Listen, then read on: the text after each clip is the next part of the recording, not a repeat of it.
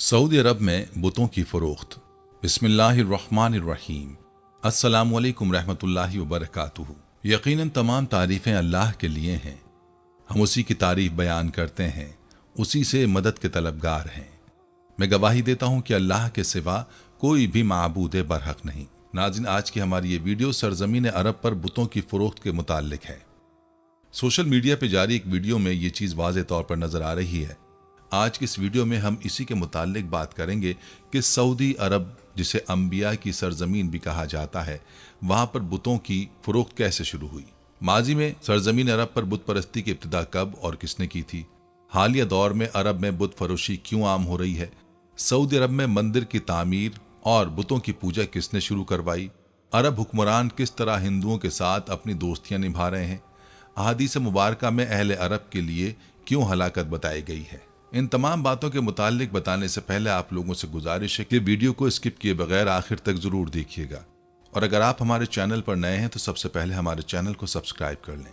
नाज़रीन, अगर माजी में अरब में बुत परस्ती की बात की जाए तो जज़ीरा अरब में तुलुए इस्लाम से कबल अरब मुख्तलिफ मज़ाहिब और ख़ुद साख्ता इक़दार को सीने से लगाए हुए थे।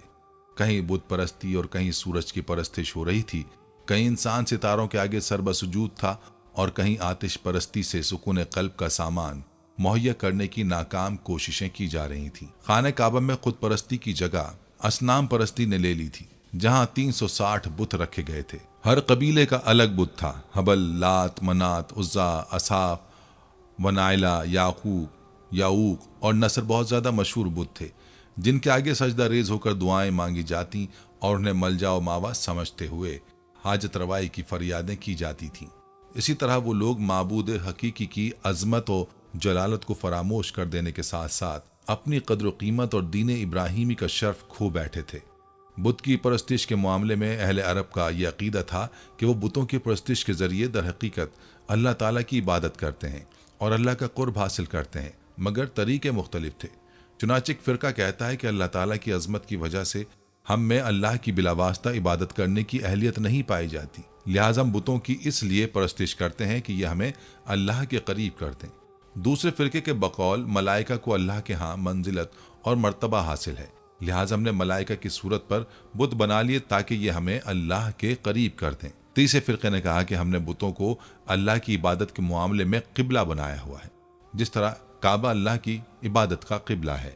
एक और फ़िरके का कहना यह था कि अल्लाह के हुक्म से हर बुत पर एक शैतान मुकर्रर है, लिहाजा जो उस बुत की परस्तिश करने का हक अदा करेगा, शैतान अल्लाह के हुक्म से इसकी हाजात को पूरा कर देगा, वरना बसूरत दीगर ये शैतान अल्लाह के हुक्म से इसे तकलीफ पहुंचाएगा। इन वजूहात की बिना पर अरब ने बुत परस्ती अपनाई। रही बात इनके बुतों को पूजने के तरीक़ेकार की, तो ये तस्वुर इनमें काबा मुअज़्ज़मा के इश्क और मोहब्बत से पैदा हुआ। वो उस वक्त भी खाने काबा की ताज़ीम करते, हज और उम्रा करते और उस विरासत पर कारबंद थे जो उन्होंने अपने बाप हज़रत इस्माइल अलैहिस्सलाम से मिली थी। बुत परस्ती की वजह और तसव्वुर जान लेने के बाद ये जानना ज़रूरी होता है कि इसकी इब्तिदा करने वाला कौन था और किस तरह उसने अहले अरब में इसकी तरवीज की कि सारा अरब ही बुत परस्ती में मुब्तला हो गया। नाज़रीन, तारीख़ में दो अफराद का तज़किरा मिलता है जो अरब में बुत परस्ती की इब्तिदा का बाइस करार पाए। कबीला मिज़र का पहला शख्स जो मक्के में फ़रोकश हुआ वो खज़ीमा बिन मदरका था। यही वो शख्स है जिसने पहल हबल बुत को नस्ब किया था और इसी बिना पर उस बुत को सनम खज़ीमा यानी खज़ीमा का बुत कहते हैं। जबकि अक्सर मौरख़ीन का इत्तफ़ाक़ है कि अरब में बुत परस्ती को शुरू करने वाला शख्स उमर बिन लही था। यही वो पहला शख्स था जिसने सबसे पहले दीन इस्माइल को बिगाड़ा, बुत खड़े किए, साइबा, वसीला, बहीरा और हाम जानवरों की रस्म निकाली। उसका नाम उमर बिन रबिया था और रबिया का नाम रबिया लही बिन हारिसा बिन उमर बिन आमिर अल अज़दी, जो खज़ा का बाप था। अल-हरस काबा का वाली हुआ करता था। फिर जब उमर बिन लही बड़ा हुआ तो उसने काबे की विलायत की ज़िम्न में उससे झगड़ा किया और बनु इस्माइल को साथ लेकर जरहम के खिलाफ जंग करके उन्हें मक्के से निकाल दिया। खुद बैतुल्लाह का मुहाफिज बन बैठा। उसके बाद ये सख्त बीमार पड़ गया तो किसी ने उससे कहा कि शाम के इलाके बलका में गर्म पानी का चश्मा है, अगर तुम वहाँ चला जाए तो शिफायाब हो जाएगा। ये वहाँ गया, उस गर्म पानी में गुस्ल किया और सेहतयाब हो गया। उसने देखा कि वहाँ के बाशिंदे बुतों को पूजते हैं, तो उसने उनसे पूछा ये क्या है। उन्होंने जवाब दिया हम इनके ज़रिए बारिश मांगते हैं और दुश्मन के खिलाफ मदद तलब करते हैं। उसने इनसे दरख्वास्त की कि इनमें से कुछ बुत उसे दे दें। انہوں نے اسے کچھ بت دے دیے۔ یہ ان بتوں کو لے کر مکہ آ گیا اور انہیں کعبہ کے ارد گرد گاڑ دیا۔ اس بات پر علماء کرام کی بکثرت روایات ہیں کہ اہل عرب حضرت ابراہیم علیہ السلام کے زمانے سے لے کر عمر بن لہی کے زمانے تک آپ کے عقائد پر ثابت قدم رہی۔ یہ وہ پہلا شخص ہے جس نے دین ابراہیمی کو تبدیل کیا اور اہل عرب کے لیے طرح طرح کی گمراہیاں شروع کی۔ اس نے بتوں کی پوجا کی اور صائبہ و بحیرہ کی بدعت کا آغاز کیا۔ گمراہیوں کو اہل عرب نے ہاتھوں ہاتھ لیا، کیونکہ یہ انہیں مالدار ہونے کی وجہ سے کھلاتا پلاتا تھا اور ان کی دیگر ضروریات کو بھی پورا کرتا تھا۔ اس کے ساتھ ساتھ عمر بن لہی ایک کاہن تھا اور اس نے کچھ وجوہات کی بنا پر عرب میں بت پرستی کی ابتدا کی تھی۔ کلبی نے کہا کہ عمر بن لہی کاہن تھا جس کا حمزہ جن تابع تھا، اور اس نے عمروں سے کہا تہامہ سے جلدی روانہ ہو جاؤ اور کوچ کر جاؤ سعادت مندی اور سلامتی کے ساتھ۔ جدہ جاؤ، وہاں تمہیں تیار بت ملیں گے، انہیں تہامہ میں لے آؤ، خوف نہ کھاؤ، پھر عربوں کو ان کی پوجا کرنے کی دعوت دو، لوگ تمہاری بات مان لیں گے۔ پھر عمروں نے ایسا ہی کیا اور لوگوں کو بت پرستی کی طرف بلانے لگا۔ بت پرستی اور بتوں کے لیے ان کی عقیدت و احترام نے رفتہ رفتہ ان کے دلوں میں بتوں کی الفت میں یہاں تک اضافہ کر دیا کہ وہ تمام خدائی کام ان سے منسوب کیا کرتے تھے اور ان کی شان میں قصائد کہتے جن میں ان بتوں کے اوصاف بیان کیے جاتے۔ عربوں کی فطرت میں مبالغہ آرائی شامل تھی، وہ اونٹوں اور گھوڑوں کے فضائل بیان کرنے میں حد سے آگے بڑھ جاتے تھے۔ یہ بت تو ان کے اپنے ہاتھوں سے بنائے ہوئے خدا تھے۔ یہ کیسے ممکن تھا کہ وہ ان کی تعریف و توصیف بیان نہ کریں اور ان کو اپنی زندگی میں امتیازی مقام نہ عطا کرتے؟ ان پتھروں کو وہ انصاب کہا کرتے تھے۔ ان بتوں کی زمانے جاہلیت میں پرستش کی جاتی تھی، انہیں پکارا جاتا، ان سے منتیں مانی جاتی، مرادیں مانگی جاتی، امیدیں اور تمنائیں پوری ہونے کی آس لگائی جاتی، بدلے میں قربانیاں تحفے تحائف پیش کیے جاتے، ان کی خوشی اور رضا کی خاطر ہر ممکن جد و جہد کی جاتی اور ان کی ناراضگی سے ممکن حد تک بچنے کی کوشش کی جاتی تھی۔ الغرض اہل عرب میں بت پرستی اس قدر غالب آ چکی تھی کہ اس زمانے میں ان کی مذہبی فکر اس دائرے سے باہر نکل کر سوچ ہی نہیں سکتی تھی۔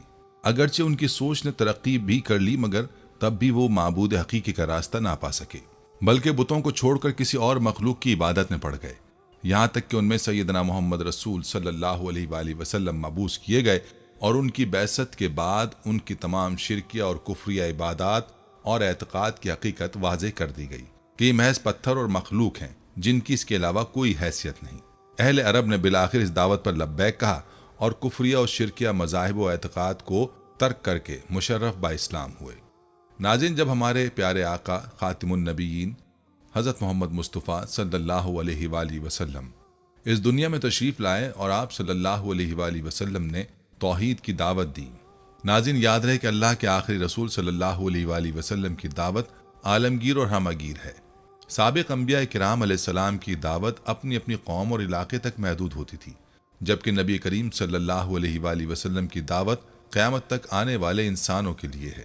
آپ صلی اللہ علیہ وآلہ وسلم کی دعوت توحید کے بارے میں ارشاد باری تعالیٰ ہے، اے محمد کہہ دو، اے انسانوں میں تم سب کی طرف اس الہی واحد کا پیغمبر ہوں جو زمین اور آسمان کی بادشاہی کا مالک ہے، اس کے علاوہ کوئی اللہ نہیں ہے، وہی زندگی بخشتا ہے اور وہی موت دیتا ہے، پس ایمان لاؤ اللہ اور اس کے بھیجے ہوئے نبی امی پر۔ جب یہ آیت نازل ہوئی تو اللہ کے رسول صلی اللہ علیہ وآلہ وسلم کوہ صفا پر چڑھ گئے اور یا صبا کہہ کر پکارنے لگے۔ یہ کلمہ عرب کی سرزمین پر اس وقت بولا جاتا تھا جب دشمن اچانک حملہ اور غارت گری کر دے۔ اس پکار کے ذریعے سے قوم کو خبردار کیا جاتا تھا۔ یہ پکار سن کر جب قریش کے لوگ جمع ہو گئے تو آپ صلی اللہ علیہ وآلہ وسلم نے ان سے مخاطب ہو کر فرمایا، اگر میں تم سے کہوں کہ اس پہاڑ کے عقب میں دشمن کا ایک لشکر موجود ہے جو تم پر حملہ آور ہونا چاہتا ہے تو کیا تم یقین کر لو گے؟ سب نے کہا ہاں، یقیناً ہم تصدیق کریں گے، کیونکہ آپ صلی اللہ علیہ وآلہ وسلم کو ہمیشہ سے ہم نے سچ بولتے ہوئے دیکھا ہے۔ آپ صلی اللہ علیہ وآلہ وسلم نے فرمایا، مجھے اللہ نے نذیر بنا کر بھیجا ہے۔ آپ نے سبھی قبیلوں کا نام لے کر صدا لگائی، اے بنی کعب اپنے آپ کو دوزخ سے بچاؤ، اے بنو مرحا بن کعب اپنے آپ کو دوزخ سے بچاؤ، اے عبد المطلب اپنے آپ کو دوزخ سے بچاؤ، میں اللہ کے ہاں تمہارے کوئی کام نہیں آ سکوں گا۔ دوسری روایت میں یہ بھی آیا ہے کہ موت کے بعد تمہیں خدا کے سامنے حاضر ہونا ہے، پس تم شرک سے باز آ جاؤ۔ پیارے دوستو، خیر خواہی کا تقاضا ہے کہ جو بات سب سے اہم ہو اس کو انسان اپنے قریبی دوست اور رشتہ داروں کو باخبر کریں۔ اسی خیر خواہی کی بنیاد پر اللہ کے رسول صلی اللہ علیہ وآلہ وسلم نے سب سے پہلے اپنے رشتہ داروں کو اللہ کی بندگی اختیار کرنے کی دعوت دی، کیونکہ تعلق کی خاطر اور رشتہ داری کی بنیاد پر وہ اس کے زیادہ مستحق تھے کہ ان تک دعوت حق پہنچائی جائے۔ اللہ کے آخری رسول صلی اللہ علیہ وآلہ وسلم نے دعوت کا آغاز عقیدہ توحید، اللہ کی خالص بندگی اور تقوی کی زندگی اختیار کرنے سے کیا تھا۔ آپ صلی اللہ علیہ وآلہ وسلم کو اللہ کی طرف سے یہ حکم ملا کہ اے نبی، یہ کتاب ہم نے تمہاری طرف برحق نازل کی ہے، لہذا تم اللہ ہی کی بندگی کرو، دین کو اسی کے لیے خالص کرتے ہوئے۔ ناظرین، نبی کریم صلی اللہ علیہ وآلہ وسلم نے اپنے 30 سالہ دعوتی سفر میں ہر فرد اور ہر قبیلے تک اللہ کا پیغام پہنچایا، اور آپ صلی اللہ علیہ وآلہ وسلم کی دعوت کا موضوع زیادہ تر عقیدہ توحید، اللہ کی خالص بندگی اور طاغوت سے بیزاری کی طرف تھا۔ مثلا آپ صلی اللہ علیہ وآلہ وسلم نے ایک قبیلے کو دعوت دیتے ہوئے فرمایا، اے بنی فلاں، میں تمہاری طرف اللہ کا بھیجا ہوا رسول ہوں۔ اللہ تعالیٰ تمہیں حکم دیتا ہے کہ تم اس کی عبادت کرو اور کسی کو اس کے ساتھ شریک نہ ٹھہراؤ، اور اللہ تعالیٰ کے سوا تم تمام معبودوں کو چھوڑ دو۔ یاد رہے کہ یہاں اللہ کے سوا ان معبودوں کا ذکر ہے، ان میں عربوں کے بت بھی شامل ہیں۔ بنو قزا کے سردار عمرو بن لائی نے ملک شام کے سفر کے دوران لوگوں کو بتوں کی پوجا کرتے پایا۔ کیونکہ انبیاء کرام کی سرزمین تھی، لہٰذا عمرو نے یہ عمل برحق جانا، لہٰذا اپنے ساتھ حبل بت لے آیا اور اسے خانہ کعبہ کے اندر نصب کر دیا۔ کیونکہ عمرو بن لہی کو دینی پیشوا بنایا جاتا تھا، لہٰذا اہل مکہ اور باقی عرب باشندگان نے بت پرستی اختیار کر لی۔ یوں عرب بتوں کو خدا کے برگزیدہ بندے اور اس کے تحت کام کرنے والے قرار دے کر ان کی عبادت کرنے لگے۔ وہ ان سے مرادیں مانگنے لگے اور سمجھتے کہ یہ ان کے مددگار ہیں۔ کہتے ہیں کہ حبل انسان کی شکل میں تھا، اس کو اہل مکہ کا سب سے بڑا اور اہم بت سمجھا جانے لگا۔ حبل کا دایاں ہاتھ ٹوٹا ہوا تھا، قریش مکہ نے وہ سونے کا بنوا کر لگا دیا۔ حبل کے علاوہ عرب کے قدیم بتوں میں سے منات ہے، یہ مشلل میں رکھا گیا تھا۔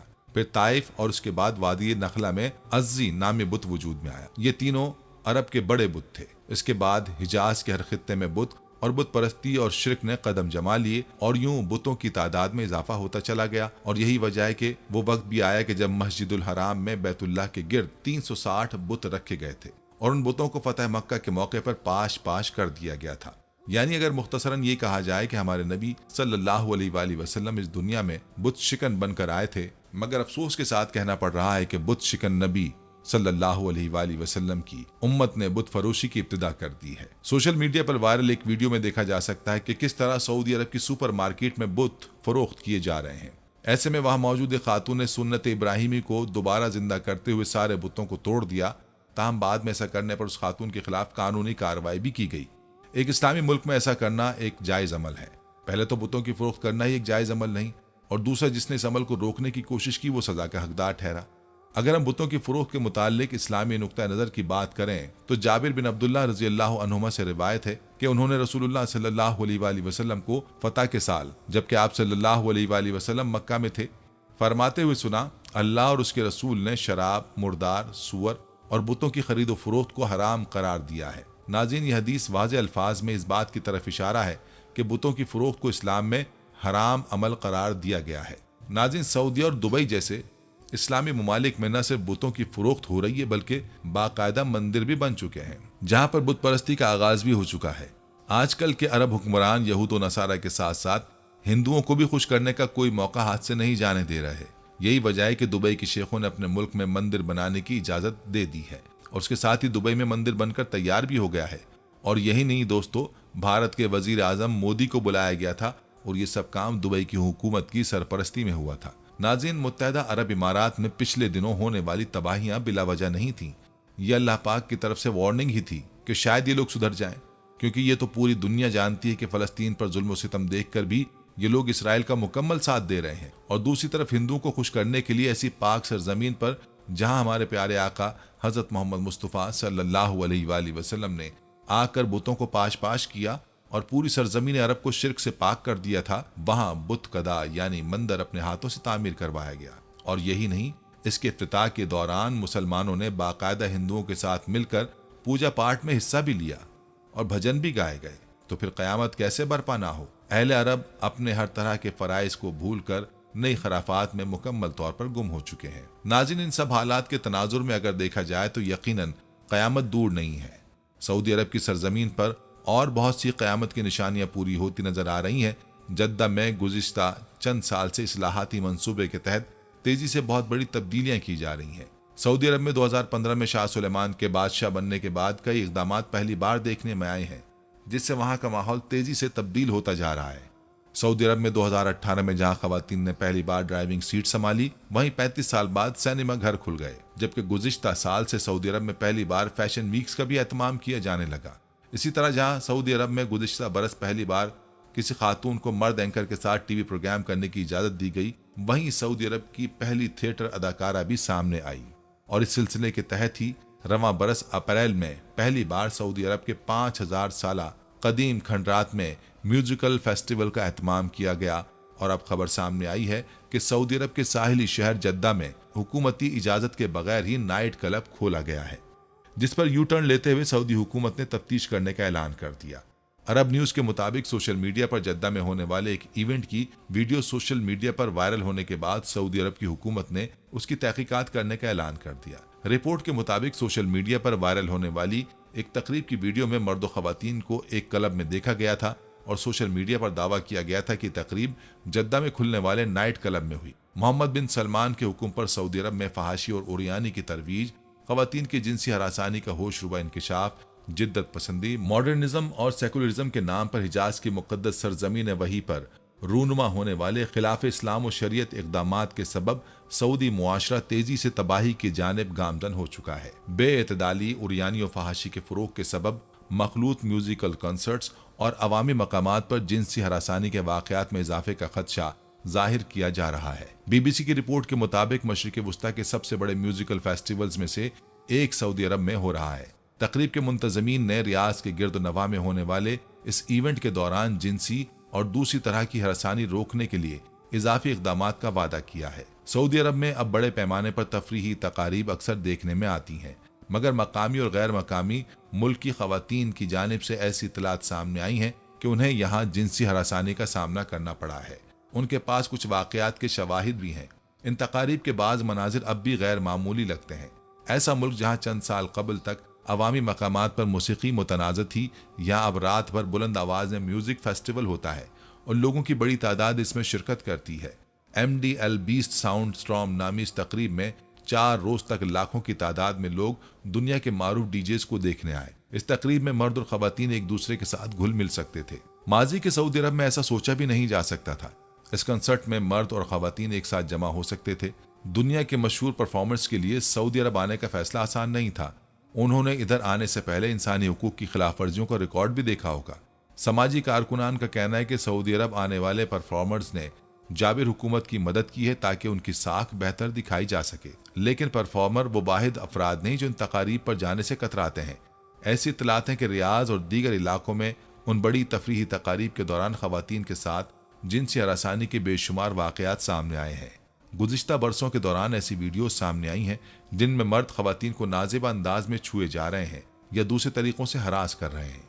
नाज़रीन, सऊदी अरब में हरम खाली, हज तकरीबन मुअत्तल, मकामात मुक़द्दसा जाने पर 10,000 रियाल जुर्माना और उम्रा भी बंद। हर नमाजी को एक ऐप जारी की जा रही है जिसकी मदद से वो मस्जिद नबवी में सिर्फ 2 वक्त की नमाज अदा कर सकेगा और अगर कहीं छुप छुपाकर मस्जिद नबवी पहुंच भी गया तो उसको जुर्म की सजा से खुलासी के लिए 10,000 रियाल अदा करना होंगे। इसके बरक्स cinema hall full, film festival जारी रहेगा। कोरोना के दौरान 20 नए सिनेमा खुल गए।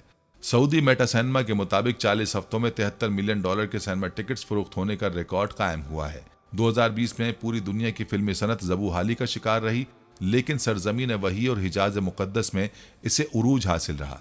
गुज़िश्ता माह जद्दा में 15 दिन के वक्फे से 2 बड़े म्यूजिकल कॉन्सर्ट्स हुए जिनमें सऊदी मर्द व खवातीन बगैर किसी किस्म के SOPs के नाच गाने के मखलूत प्रोग्राम में शरीक रहे। सऊदी कंपनी मूवी सिनेमा ने बुध को रियाज बॉलीवुड सिटी में मुमलिकत के सबसे बड़े सिनेमा का इफ्तिताह किया है, जिसमें हॉलीवुड की नई फिल्म द बैटमैन का प्रीमियर दिखाया गया। अरब न्यूज के मुताबिक इस सिनेमा में 25 स्क्रीन्स और आला टेक्नोलॉजी की 4XD स्क्रीन्स भी मौजूद हैं, जो फिल्म देखने वालों को एक बेहतरीन तजुर्बा फराहम करेगा। मूवी सिनेमा के चीफ एग्जीक्यूटिव और बानी सुल्तान अल हौकीर ने कहा कि सऊदी अरब के सबसे बड़े फिल्म थिएटर में आने वाले जदीद तरीन सिनेमैटिक टेक्नोलॉजी से लुत्फानंदोज होंगे। मूवी सिनेमा अपने VIP तजुर्बात के लिए भी जाना जाता है, जिसमें बेहतरीन लग्जरी स्वीट्स भी मौजूद हैं, जबकि मूवी बुटीक का आइडिया भी मुतारिफ करवाया गया है। मूवी बुटीक दरअसल किसी न किसी थीम पर मबनी है और हर बुटीक किसी मुख्तलिफ शहर या मशहूर मकाम की तर्ज पर बनाया गया है। जद्दा में साल 2019 में कायम होने वाले इस मूवी सिनेमा के तहत मुमलिकत भर में 21 थिएटर और 195 स्क्रीन्स मौजूद हैं। मुंतजिमीन के मुताबिक ये सिनेमा अपनी पेश करदा नशिस्तों की तादाद के लिहाज से भी दुनिया का सबसे बड़ा सिनेमा है। कंपनी की जानिब से नए सिनेमा की लॉन्च के वक्त super hero the Batman film का प्रीमियर जारी करना एक बेहतरीन मौका था। हॉलीवुड के नए ब्लॉकबस्टर की इफ्तिताही तकरीब और स्क्रीनिंग में खुसूसी तौर पर मदऊ किए गए मेहमानों और मुख्तलिफ सनतों के ओहदेदारान ने भी शिरकत की। ऐ मुसलमानों, खाने काबा बनाने के बाद जब सैयदना इब्राहिम अलैहिस्सलाम को वही आई कि अब ऐलान करो, तो आपने ताज्जुब से फरमाया, इस सहरा से मेरी आवाज़ दुनिया तक कैसे पहुंचेगी? तो जिब्रील ने फरमाया, ये आपका काम नहीं है, आप सिर्फ ऐलान करें। आवाज़ पहुंचाना अल्लाह का काम है।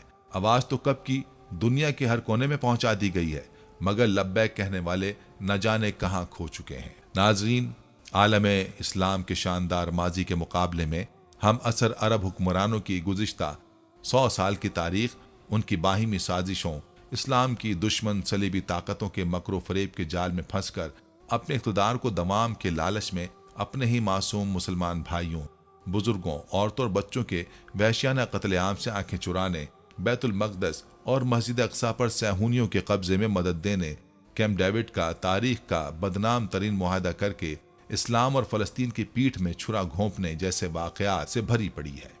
इस तरह के रूह फरसा वाक़यात अरब हुक्मरानों की सहूनियत और अमरीका से मिली भगत का नतीजा है। इस हवाले से डॉक्टर इसरार अहमद मरहूम अरब हुक्मरानों के कुरान और हदीस के वाज़ेह अहकामात के बावजूद नादानी और गफलत में मुब्तला होने पर सख्त शाकी और मुस्तरब रहे हैं। अपने खिताब में उन्होंने अरब के हुक्मरानों के तर्ज अमल का दिलसोजी से जायजा लिया। एक मुस्तनद हदीस का हवाला देते हुए फरमाया कि रसूलुल्लाह सल्लल्लाहु अलैहि वसल्लम ने इन अरब ममालिक के लिए सख्त तरीन वईद बयान फरमाई है कि अरबों के लिए हलाकत है। हदीस के अल्फाज में वैलुल अरब का जुमला इस्तेमाल करते हुए फरमाया कि दूर हो जाओ ए अहले अरब इस शहर से कि जो बहुत करीब है। हकीकत भी यही है कि वो अय्याशियों की वजह से खोखले हो चुके हैं। इस वक्त दुबई के अंदर मगरबी कल्चर पूरी तरह जड़ पकड़ चुका है। वहां जाकर किसी इस्लामी मुल्क के आसार ढूंढने से भी नहीं मिलते। बरतानिया, अमरीका और एक अरब मुल्क में तमीज करना मुश्किल है। अब सऊदी अरब भी उसी रास्ते पर गामजन है। अरब इमारात में पत्थरों की पूजा करने के लिए मंदिर बनाए जाने की इजाजत दे दी गई है। इस मकसद के लिए न सिर्फ जमीन बल्कि माली ताउन भी पेश किया गया है। इसी तरह सऊदी अरब में जुए खाने, मंदिर, बुत फरोशी और सिनेमा घर खुले बरसात के मेंढकों की तरह निकल आए हैं। सऊदी एयरलाइन में अब सऊदी नौजवान लड़कियां एयर होस्टेस के तौर पर भर्ती हो रही हैं। अरब हुक्मरान इस्लामी कदरों के मुकाबिल मगरबी फहाश कल्चर को मुतारिफ करा रहे हैं। डॉक्टर इसरार अहमद फरमाते हैं कि हदीस के मुताबिक पहले किसी अरब मुल्क में खिलाफत कायम होगी जो इमाम मेहदी की ज़ेर क़यादत होगी। इसके तहत पाकिस्तान और अफगानिस्तान जैसे मशरक़ी ममालिक से फौजें जाएंगी। डॉक्टर साहब के बकौल फिर आखिरी जंग होगी जिसमें खून बहुत होगा। हदीस मुबारका के मुताबिक अगर एक बाप के 100 बेटे हुए तो 99 हलाक होंगे, फ़कत एक बचेगा। आखिरी फतह इस्लाम की होगी और हुकूमत इलाहिया कायम होगी और सारी दुनिया पर इस्लाम का ही गलबा होगा और यूं इस्लामी निज़ाम कायम होगा।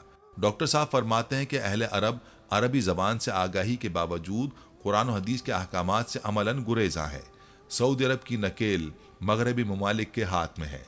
मगरब इस वक्त पूरी तरह इस्लाम की बेखनी पर तुला हुआ है। उसे बिल्कुल गवारा नहीं कि दुनिया में कहीं इस्लामी निज़ाम अपनी सही शक्ल में नाफिज हो। उसका मकसद है कि दुनिया में मुसलमान बेशक नमाजें पढ़ें, रोज़े भी रखें और हज भी करें, मगर उसे गवारा नहीं कि किसी इस्लामी मुल्क में इस्लाम का सियासी, मुआशी, अखलाकी और मुआशरती निज़ाम कायम हो और वो फले फूले। इसीलिए तो अरब ममालिक में अमेरिका के कहने पर सऊदी निज़ाम मादर पिदर आज़ाद मगरबी कल्चर ज़ोर पकड़ता जा रहा है। इसी तरह जब भारत ने अक़वाम मुत्तहिदा की करारदादों को रोनते हुए कश्मीर को हड़प कर लिया तो पाकिस्तान के एहतजाज के बावजूद किसी अरब मुल्क ने इसका साथ नहीं दिया और अरब ममालिक ने भारत के इस इक़दाम को उसका अंदरूनी मसला करार देकर और लाखों कश्मीरी मुसलमानों के जख्मों पर नमक पाशी की। आज कश्मीर, बर्मा, फ़लस्तीन और भारत में आए रोज़ हज़ारों मुसलमानों को शहीद किया जा रहा है और उन्हें अपने हक से महरूम किया जा रहा है। मगर अफसोस, सद अफसोस, इस सब जुल्म सितम के बावजूद अरब ममालिक इस्लाम और मुसलमानों के अज़ली दुश्मन इसराइल और भारत के साथ दोस्तियों की पींगें बढ़ा रहे हैं। मजीद सितम यह कि भारत में तबलीग इस्लाम पर पाबंदी लगाई गई है और इस्लामी ममालिक खामोश हैं। अरब ममालिक को भारत का ये इस्लाम और मुसलमान दुश्मन इक़दाम नज़र नहीं आ रहा। तस्वीर का एक रुख और भी मुलाहिज़ा हो। سعودی عرب کے ولی عہد شہزادہ محمد بن سلمان نے اسرائیل اور بھارت کے ساتھ تعلقات بڑھا کر محلاتی سازشوں کو پنپنے کی دعوت دے ڈالی ہے۔ ہمارے دین میں مسلمانوں کے درمیان بھائی چارے اور اخوت کو بہت بڑی اہمیت حاصل ہے۔ ارشاد باری تعالیٰ ہے، اللہ کی رسی کو مضبوطی سے پکڑ لو اور آپس میں پھوٹ نہ ڈالو، سورہ آل عمران۔ اسی طرح مسلم کی حدیث ہے، ہر مسلمان دوسرے مسلمان کا بھائی ہے، وہ نہ اس پر خود ظلم کرتا ہے اور نہ ہی اسے بے یار و مددگار چھوڑتا ہے اور نہ ہی اسے حقیر جانتا ہے۔ اس ضمن میں رسول اللہ صلی اللہ علیہ وآلہ وسلم نے مسلمانوں کے مابین تعلقات اور محبت کو ایک جسم کے اعضاء سے تشبیہ دیتے ہوئے فرمایا، ایمان والوں کی آپس میں محبت، رحم دلی اور شفقت انسانی جسم جیسی ہے، اگر جسم کا کوئی حصہ تکلیف میں مبتلا ہو تو پورا جسم متاثر ہوتا ہے، بخاری۔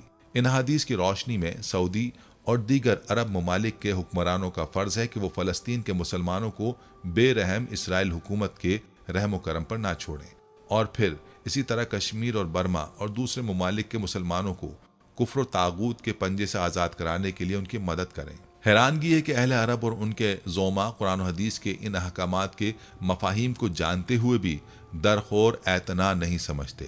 وہ مسلمانوں کے خون کے پیاسے اور ظلم و درندگی کے سرخیل کے ظالمانہ اقدامات کے درپردہ حمایت کرتے ہوئے اس کے ظلم و درندگی سے آنکھیں چرا رہے ہیں۔ اگر اس موقع پر یہ کہا جائے کہ شیطان اور اس کے گماشتوں نے ان مسلمان رہنماؤں کے قلوب اور کانوں پر پردہ ڈال دیا ہے تو یہ حق ہوگا۔ قرآن اس کی گواہی دیتا ہے، اوائسی اس وقت ایک مردہ گھوڑے کی شکل میں ہے، اس کی کوئی قدر و قیمت نہیں، بین الاقوامی سطح پر اس کی قراردادوں کو جوتے کی نوک پر رکھا جاتا ہے۔ بہرحال اب حالات بتا رہے ہیں کہ نبی اکرم صلی اللہ علیہ وآلہ وسلم کی پیش گوئی کے مطابق ایک خطرناک ترین عالمی جنگ ملحمۃ الکبریٰ ناگزیر ہے، جس کے نتیجے میں تمام دنیا پر اسلام کا غلبہ ہوگا۔ اسرائیل، جسے امریکہ اور برطانیہ کی حمایت حاصل ہے، دنیا کے نقشے سے نیست و نابود ہوگا۔ پھر مہدی علیہ السلام کی سربراہی میں اسلامی خلافت کا نظام یعنی خلافت علی منہاج الانبواء قائم ہوگی۔ اسلامی ممالک کے سربراہوں کو قرآن و حدیث کے مفاہیم کو سمجھنے اور اس پر عمل کرنے سے ہی ان کی آخرت میں نجات ممکن ہوگی، تاکہ ان کے اندر دوست و دشمن میں تمیز کرنے کی صلاحیت پیدا ہو، کیونکہ اسی میں نہ صرف ان کی بلکہ تمام دنیا کے مسلمانوں کی خیر خواہی مضمر ہے، اور یہی قرآن و حدیث کا پیغام ہے۔ مسلمانوں کے لیے ضروری ہے کہ اس سب کے ساتھ ساتھ وہ عقیدہ توحید پر کاربند رہیں اور خود کو کسی بھی طرح کے شرک سے محفوظ رکھیں۔ یاد رہے کہ بتوں کو پوجنا بھی شرک ہے، اور اللہ کے سوا کسی بھی چیز کی پرستش کرنا شرک اور کفر میں شامل ہے۔ اللہ کے علاوہ جو کچھ ہے وہ اللہ کا غیر ہے، اور اللہ کے غیر کو اللہ کا شریک بنانا شرک ہے۔ اللہ تعالیٰ سے دعا ہے کہ اللہ تعالیٰ ہمیں ہر طرح کے شرک سے محفوظ رکھے، آمین۔ ناظرین، یہ تھی ہماری آج کی ویڈیو۔ ہم امید کرتے ہیں کہ آپ کو ہماری آج کی یہ ویڈیو ضرور پسند آئی ہوگی۔ اگر آپ کو ہماری آج کی یہ ویڈیو پسند آئی ہے تو آپ سے گزارش کرتے ہیں کہ آپ ہمارے چینل کو ضرور سبسکرائب کر لیں اور ساتھ ہی لگے بیل کے بٹن کو بھی پریس کر لیں، تاکہ آپ کے پاس ہماری آنے والی مزید معلوماتی ویڈیوز کا نوٹیفیکیشن بر وقت ملتا رہے۔ سبسکرائب کے ساتھ ساتھ ہماری ویڈیوز کو لائک بھی کریں اور اپنی قیمتی رائے کا اظہار کمنٹس میں ضرور کریں۔ کمنٹس میں آپ اپنے سوالات بھی ہم تک پہنچا سکتے ہیں۔ اللہ تعالیٰ آپ کو اپنے حفظ و امان میں رکھے، آمین۔ آخر میں پیارے دوستو، ہر ویڈیو کے اختتام میں ہم نے ایک دعا کا سلسلہ شروع کیا ہوا ہے۔ جو بھی اس دعا میں شامل ہوگا، میرا دعویٰ ہے کہ اللہ پاک اس کی تمام جائز حاجات کو پورا کریں گے۔ اپنی دعا کا آغاز درود ابراہیمی سے کرتے ہیں۔ آپ سب دوست اور بہنیں پہلے میرے ساتھ مل کر درود پاک پڑھ لیں اور کمنٹس میں آمین لازمی لکھیے گا۔ اللہ پاک اس آمین کو لکھنے کی برکت سے آپ کی اور میری تمام جائز حاجات کو پورا فرمائیں گے۔ دعا کا آغاز کرتے ہیں۔ بسم اللہ الرحمن الرحیم۔ اللہم صلی علی محمد وعلی آل محمد کما صلیت علی ابراہیم وعلی آل ابراہیم انک حمید مجید۔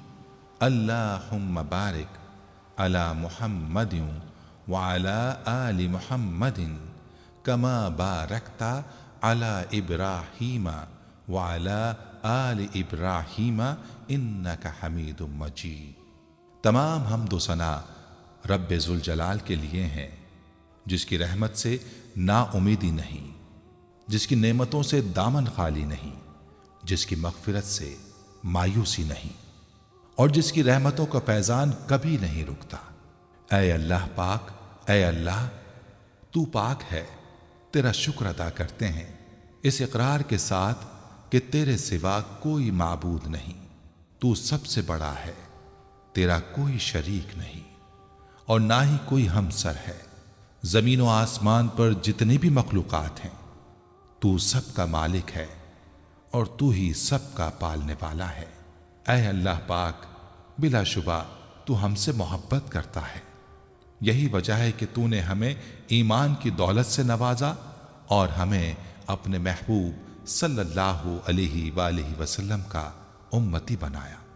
یا اللہ اپنے پیارے حبیب پاک صلی اللہ علیہ وآلہ وسلم کے صدقے ہماری زندگیوں کو پرسکون اور آسان بنا دے۔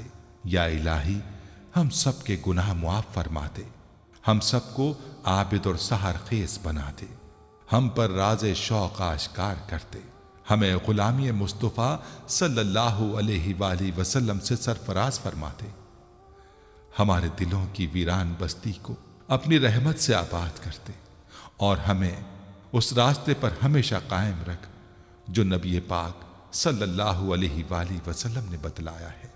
یا اللہ پاک ہم سب کو سچے دل سے توبہ کرنے کی توفیق عطا فرما دے۔ اے رب رحیم، ہم گناہوں کی دلدل میں ڈوب گئے ہیں، ہم بدکاریوں کی مستیوں میں گر پڑے ہیں، ہم مایوسیوں کے اندھیروں میں بھٹک رہے ہیں، رحمت الہی سے خود ہی روٹھ گئے ہیں۔ اے اللہ ہم ندامت کے آنسوؤں سے ناآشنا ہیں، ہم ایک سچی توبہ کے طلبگار ہیں۔ اے اللہ پاک اپنی رحمت سے ہمیں وہ سچی توبہ عطا فرما۔ اے پروردگار ہمیں ہمارے والدین کو، ہمارے اہل و عیال کو، ہمارے آباء و اجداد اور ہماری آنے والی نسلوں کو اپنی عافیت عطا فرما، ہم سب کو بے حساب رزق عطا فرما، ہم سب کو حاسدوں کی حسد سے بچا۔ دونوں جہانوں کے مالک، جب ہم تھک جائیں تو ہمیں آرام پہنچانا، جب مشکلیں بھر جائیں تو آسانی بن جانا، جب ہم کمزور پڑ جائیں تو ہماری طاقت بن جانا، جب ہم دکھ اور تکلیف میں ہوں تو ہمارا مرہم بن جانا، جب ہم مایوس ہو جائیں تو ہمارا بھروسہ اور یقین بن جانا، جب ہم بھوک سے نڈھال ہو جائیں تو تیری یاد ہی ہماری غذا بن جائے، جب ہر طرف بے چینیاں بھر جائیں تو اے پاک پروردگار ہمارا سکون بن جانا، جب ہمارے اندر مایوسی کا اندھیرا بھرنے لگے تو امید کی روشنی بن جانا، جب ہر چیز ہمارے لیے ناممکن ہو جائے تو ہر چیز کو اپنے خاص فضل و کرم سے ممکن بنا دینا۔ اے ارض و سما کے مالک، تو غفور ہے، تو رحیم ہے، ہم سب کی توبہ قبول کرنا، ہمارے صغیرہ کبیرہ گناہوں کو دھو دے، ہمارے دلوں کو ہدایت عطا فرما، ہماری زبان کو درستگی اور نرمی عطا فرما، ہم سب کو گناہوں سے بچا اور نیک اعمال کرنے کی توفیق عطا فرما۔ اے اللہ جس طرح تو بارش برسا کر سوکھی زمین کی پیاس بجھاتا ہے، اسی طرح اپنی رحمت سے ہمارے دلوں کو بھی سیراب کر دے، بے شک تو بڑا مہربان اور نہایت رحم کرنے والا ہے۔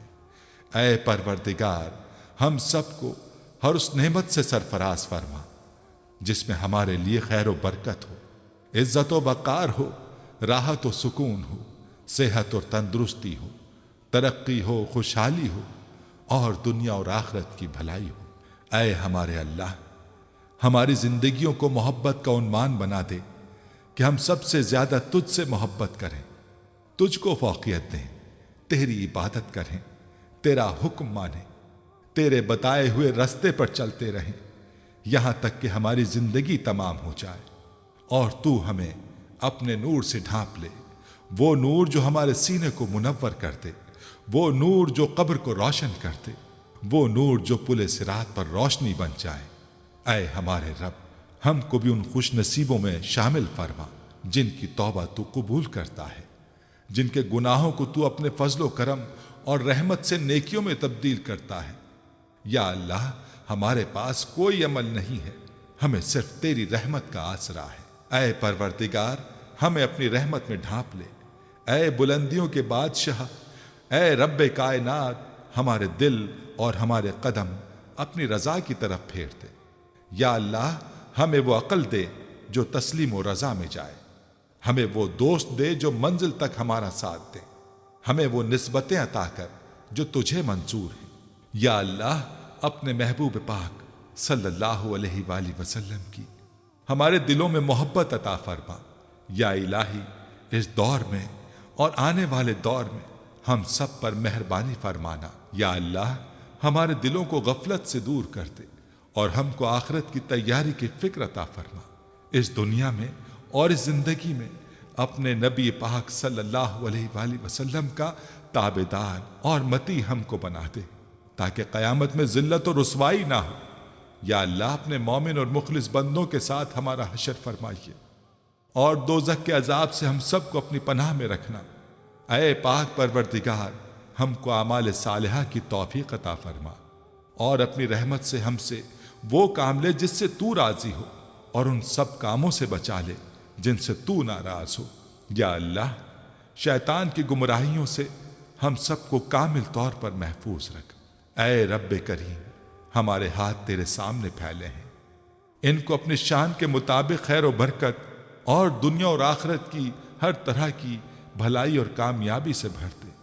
اے اللہ ہمیں ہر وہ چیز عطا فرما جس کی ہمیں ضرورت ہے۔ اللہ پاک ہمیں اپنے سوا کسی کا محتاج نہ فرمانا۔ اے بہت بڑی شان والے ہمیں باعزت اور بہترین صحت کے ساتھ عمر طویل عطا فرمانا اور ہمیشہ اپنے حفظ و امان میں رکھنا۔ یا اللہ خاوند اور بیوی کو ایک دوسرے کے حقوق ادا کرنے کی توفیق عطا فرما، اولاد کو والدین کا فرما بردار بنا دے، بھائی بھائی سے ناراض ہیں ان کی آپس کی نفرتیں ختم کر دے۔ اے مالک جو بچے بگڑے ہوئے ہیں ان کو راہ راست پر چلنے کی توفیق عطا فرما۔ اے اللہ ہم نے جن لوگوں کے حقوق دینے ہیں یا ہم نے جن کی غیبت یا چغلی کی ہے انہیں اپنی بارگاہ میں سے اتنا دے اور ایسی جزا و ثواب سے نواز دے کہ روز قیامت ہم سے بدلہ لینے کی طرف توجہ ہی نہ ہو۔ اے پاک پروردگار ہمارے والدین کو سلامت رکھ، صحت اور تندرستی کے ساتھ تمام زوجین میں محبت بنائے رکھ، جن کے درمیان ناراضگی ہے اسے دور کر دے۔ یا الہی جو بے اولاد ہیں اولاد کی نعمت کے لیے تڑپتے ہیں انہیں نیک اور صالح اولاد عطا فرما۔ جن کی شادیاں نہیں ہوئی ہیں، جو بیٹے بیٹیاں رشتوں کی آس لگائے بیٹھے ہیں، اپنے غیب کے خزانوں سے ایسے وسیلے اور راستے بنا کہ ان سب کو نیک شریک حیات ملے۔ یا اللہ جو مسلمان پریشان حال ہیں، مصیبت میں ہیں، اپنی لامحدود رحمت و مہربانی سے ان کی تمام پریشانی، مشکل، مصیبت اور تنگی کو دور فرما دے۔ اے ارض و سما کے مالک ہماری ٹوٹی پھوٹی دعاؤں کو نہ دیکھ، ہمارا تجھ پہ جو یقین کامل ہے اس کو دیکھ اور آج ہماری تمام دعاؤں کو، حاجتوں کو پورا کر دے۔ ہمیں ایسی معافی دے دے جس کے بعد گناہ سے نفرت ہو جائے، ہمیں ایسی ہدایت عطا فرما جس کے بعد گمراہی نہ ہو، ہمیں ایسی کامیابی عطا فرما جس کے بعد ناکامی نہ ہو، ہمیں ایسی عزت عطا فرما جس کے بعد کوئی ذلت نہ ہو، ہمیں ایسی خوشیاں عطا فرما جس کے بعد تکبر نہ ہو، ہمیں ایسی رضا دے جس کے بعد تیری ناراضگی نہ ہو، ایسی رحمت عطا فرما جس کے بعد عذاب نہ ہو، ایسی اولاد سے نواز دے جو نیک اور باعث عزت ہو، ایسا رزق عطا فرما جو حلال اور بابرکت ہو، اور ایسی موت عطا فرما جو باعث مغفرت ہو۔ اے اللہ ہماری مغفرت فرما دے، ہمارے ماں باپ کی مغفرت فرما دے۔ اے اللہ جنہوں نے ہمیں بڑی محنتوں سے پالا پوسا، ہمارے لیے تکلیفیں اٹھائیں، خود بھوکے رہ کر ہمیں کھلایا، تکلیف میں رہ کر ہمیں آرام پہنچانے کی کوشش کی، اے اللہ ہماری روزی کے حصول کے لیے جد و جہد اور کوشش کرتے رہے، اے اللہ ہماری تربیت کے لیے جو کچھ ان سے ہو سکا اے اللہ انہوں نے ہمارے لیے کیا، اے اللہ ہماری طرف سے ہمارے والدین کو جزائے خیر عطا فرما۔ اے اللہ جن اساتذہ کے ذریعے سے تیرا کلام پاک ہم تک پہنچا ہے، اے اللہ تیرے دین کا علم ہم تک پہنچا ہے، اے اللہ ان تمام لوگوں کی قبروں کو نور سے بھر دے، اے اللہ ان کی مغفرت فرما، ان کے درجات کو بلند فرما، اے اللہ عذاب قبر سے ان کی حفاظت فرما، اے اللہ اپنے محبوب و مقبول بندوں میں شامل فرما، اے اللہ ہماری طرف سے انہیں بہترین جزا عطا فرما، ان کی نیکیوں کو قبول فرما، ان کی خطاؤں سے درگزر فرما، ان کی سیئات کو حسنات سے مبدل فرما۔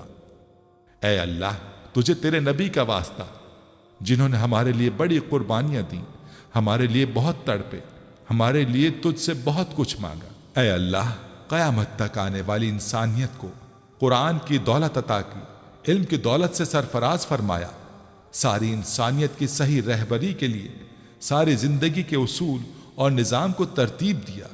اے اللہ، اپنے محبوب کی قربانی کو قبول فرما اور اپنی امت کی طرف سے، اے اللہ، اپنے بندوں کی طرف سے اپنے نبی کو بہترین جزائے خیر عطا فرما، آمین یا رب العالمین۔ Subscribe now and press the bell icon. Never miss an update.